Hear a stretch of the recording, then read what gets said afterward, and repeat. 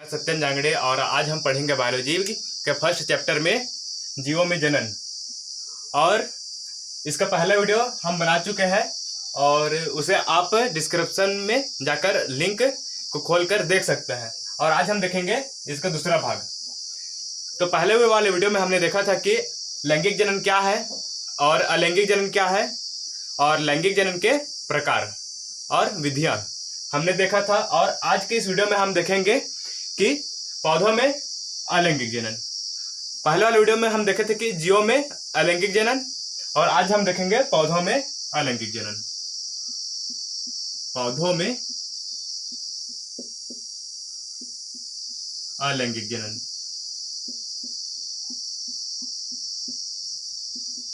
इसे हम कायिक जनन भी कहते हैं। कायिक जनन या कायिक जनन या फिर कायिक प्रवर्धन। कायिक प्रवर्धन। तो कायिक जनन या कायिक प्रवर्धन क्या है? तो पौधों में जड़, तना और पत्ती द्वारा नए पौधे का निर्माण करना पौधों में कायिक जनन या कायिक प्रवर्धन कहलाता है। पौधों में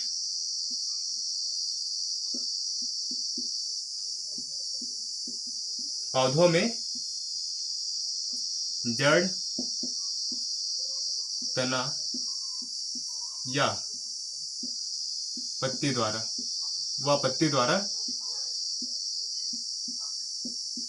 पत्ती द्वारा नए पौधे का निर्माण। नए पौधे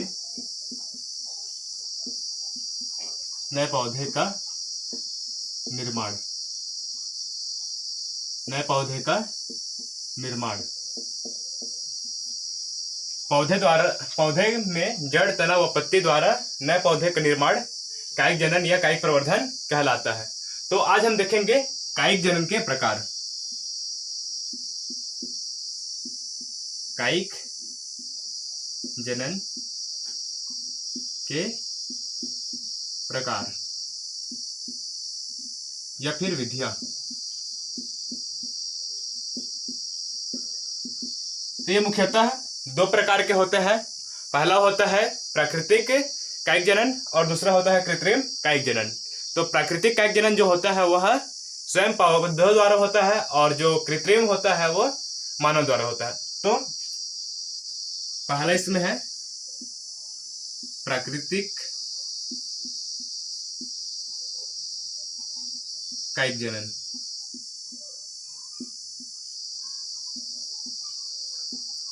प्राकृतिक कायिक जनन और दूसरा जो होता है वो कृत्रिम कायिक जनन। कृत्रिम कायिक जनन।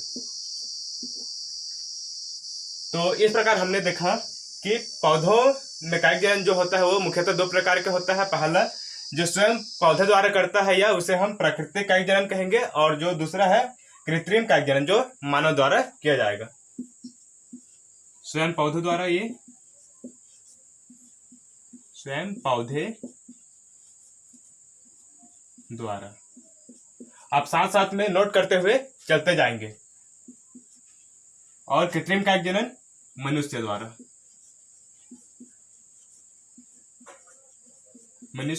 द्वारा। तो अब हम आगे देखेंगे प्राकृतिक कायिक जनन के विधियां। कायिक जनन में देखेंगे पहला जो इसमें है तना। तो तना में पहला है भूमिगत तना। तो जो भूमिगत तना है इसमें यह जो भूमि में जो तना है उसका पहला जो है वो है कंद। तो कंद आपने देखा होगा। उदाहरण के लिए इसका जो कंद का जो मुख्य उदाहरण है वो आलू। जो कंद के लिए उदाहरण है वो आलू। तो आलू में तो सामान्य क्वेश्चन पूछा जाता है कि आलू तना है या जड़ है। तो आलू एक तना है। इस प्रकार से आलू रहते हैं। तो जो आलू में कक्षस्थ कलिका पाई जाती है, इन कक्षस्थ कलिकाओं में एक नए तने का निर्माण करने की क्षमता होती है, और जो कक्षस्थ कलिका में नए पौधे का निर्माण की क्षमता होती है और ये एक नए पौधे का निर्माण करते हैं। तो कंद में उदाहरण हमने देख लिया आलू। अब दूसरा हम देखेंगे प्रकंद। प्रकंद तो जो प्रकंद के लिए जो उदाहरण है अदरक।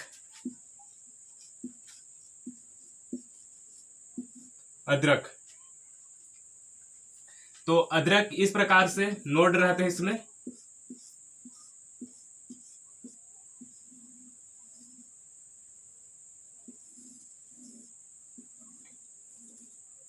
तो जो इन नोडों से एक नए पौधे का निर्माण करने की क्षमता होती है। तो इन नोडों से फिर नए पौधे का निर्माण होता है। इसे हम अगर काट के अलग करते हैं या इसी को अगर जमीन में डालते हैं या उगाते हैं जमीन में, तो इससे एक नए पौधे का निर्माण होता है। तो प्रकंद के लिए तो इसमें आप मुख्य रूप से उदाहरण को देखिएगा। तो जो कंद है उसमें मुख्य इसका जो उदाहरण है वो आलू है, और प्रकंद जो है इसमें मुख्य जो उदाहरण है वो अदरक है। तो अब हम इसका तीसरा देखेंगे घनकंद।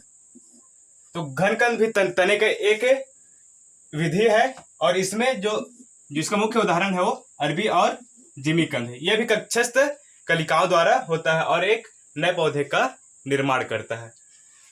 तो पहला हमने देखा कंद, दूसरा प्रकंद, और ये तीसरा घनकंद, और जो चौथा है वो सल्ककंद। जो चौथा दिया है वो हमारा सल्ककंद है, और इसका जो मुख्य उदाहरण है वो है प्याज और लहसुन। तो जो प्याज रहता है इस प्रकार से प्याज,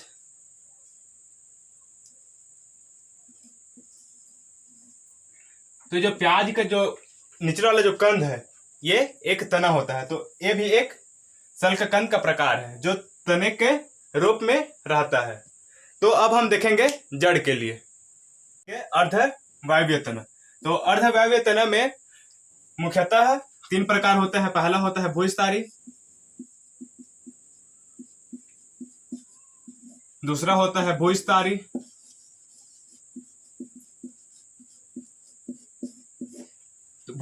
और दूसरा होता है भूस्थारी, और तीसरा जो होता है भूस्थारिका। तो इसे हम डिटेल से देखेंगे।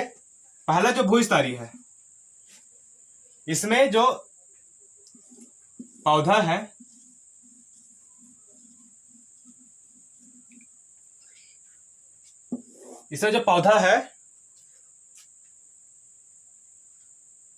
इसका जो मुख्य उदाहरण है, जो पौधे का जो मुख्य उदाहरण है वो स्ट्रॉबेरी है।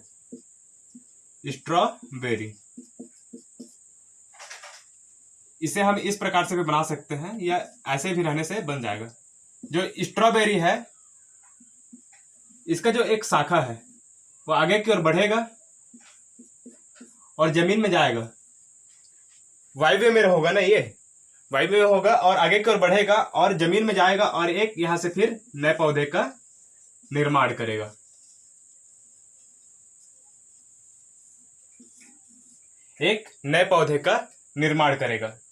तो भूस्थारी में जो पौधा है उसका जो शाखाएं हो वो वायु माध्यम के द्वारा आगे की ओर बढ़ेगा और जमीन में जाएगा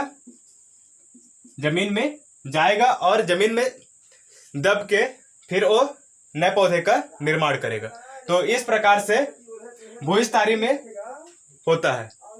जो दूसरा है ऊपरी भूस्थारी।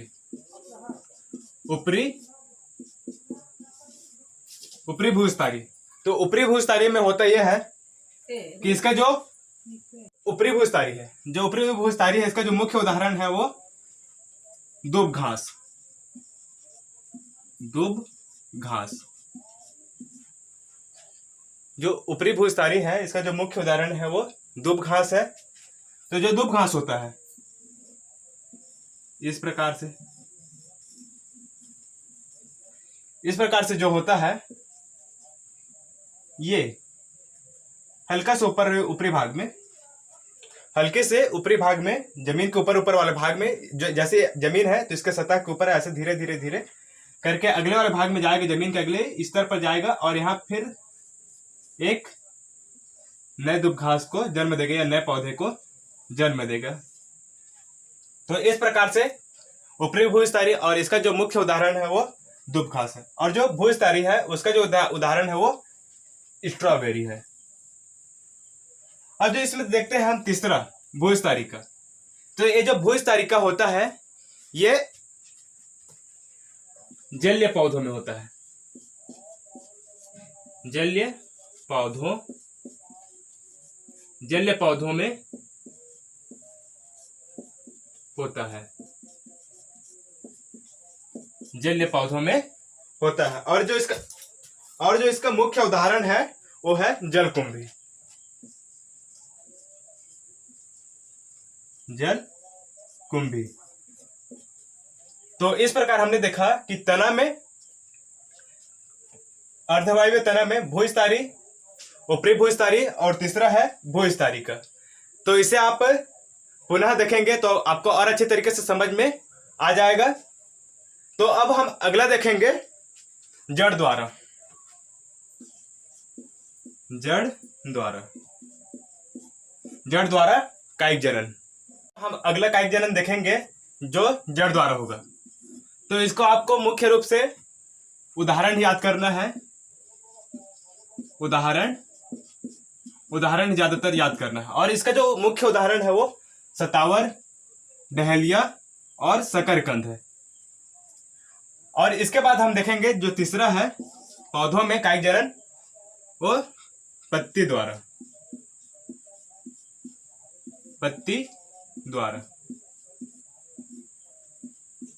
तो पत्ते द्वारा आपने देखा होगा, जो बचपन में आपने देखा होगा जो पौधा है एक ब्रायोफिलम, या आपके स्कूल के आसपास में यह लगा होगा, ब्रायोफिलम, जिसे हम अजूबा भी कहते हैं। अजूबा भी कहते हैं। जो इसका जो पौधा होता है इसमें कक्षा से कलिकाएं होती है, और इन्हीं में से जब इस पौधे को जमीन पर रख देते हैं, इसे हम जब जमीन पर रख देते हैं तो इसमें से जो नए पौधे निकलने लगते हैं और एक नए पौधे का निर्माण होता है। तो इसमें आपने देखा कि पौधे में अलैंगिक जनन के जो मुख्यतः 3 प्रकार होते हैं, तना द्वारा होता है, जड़ द्वारा होता है और पत्ती द्वारा होता है। तो अब हम अगला देखेंगे। इतना हो गया। अब आगे हम देखेंगे कृत्रिम जनन।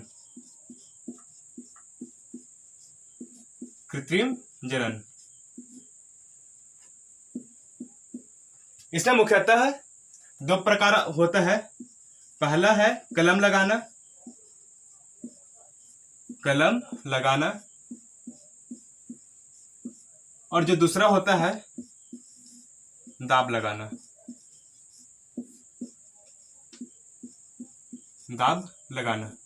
तो इसे हम समझेंगे। कलम लगाना में हम क्या करते हैं, किसी पौधे का जो शाखा होता है या जो तना होता है उसे हम इस तरह से काट देते हैं, तक आधा काटते हैं उसे, और इसे हम जमीन में रोपित कर देते हैं या जमीन में लगा देते हैं। तो इसे पोषक तत्व और पानी मिलता है, तो फिर ये एक नए पौधे के रूप में एक नया पौधा बना लेता है। और जो दाब लगाना है, इसमें एक पौधे का किसी शाखा को, किसी पौधे के शाखा को, ये पौधे का शाखा है उसका जो तना होगा, इस प्रकार से जो तना होगा उसे जमीन के नीचे दबा देते हैं। उसे जमीन के नीचे हम दबा देते हैं तो यहां से जड़ निकलने लगता है और यहां से एक नया तना बनता है और ये एक नया पौधा बनता है। तो फिर इसे हम यहाँ से काट देते हैं और इस जो पौधे होता है उसे हम अलग जगह कहीं रोपित कर सकते हैं। तो कृत्रिम जनन मुख्यतः दो प्रकार का होता है, पहला होता है कलम लगाना और दूसरा होता है दाब लगाना। इसे में एक और प्रकार है सूक्ष्म प्रवर्धन। सूक्ष्म प्रवर्धन, तो सूक्ष्म प्रवर्धन क्या है? तो जो पौधा होता है, मान लो उदाहरण के लिए ये एक गाजर है, उदाहरण गाजर का जो पौधा होता है वो कई भागों से मिलकर बना होता है, इस प्रकार से लकीर लकीर टाइप में बटा रहता है। तो इसके किसी एक भाग के काटते हैं और जो उत्तक रहता है उसे हम काट कर अलग किसी जो उत्तक रहता है उसे काटकर हम अलग पात्र में रख देते हैं जिसमें पोषक पदार्थ पाया जाता है।